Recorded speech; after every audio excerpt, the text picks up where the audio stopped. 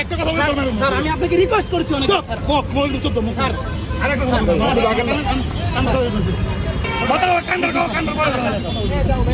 শোনেন, আমি কিচ্ছু করবো না। আপনি বলছেন কথা দিয়ে ছেড়ে দেবেন।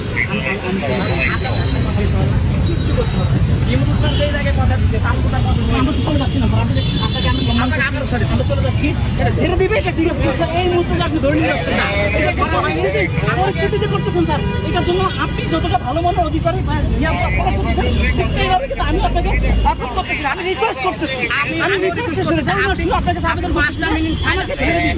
আমরা একটা কথা বলতে স্যার, আমি আপনাকে রিকোয়েস্ট করেছি অনেক স্যার। স্যার আরেকটা কথা বলতে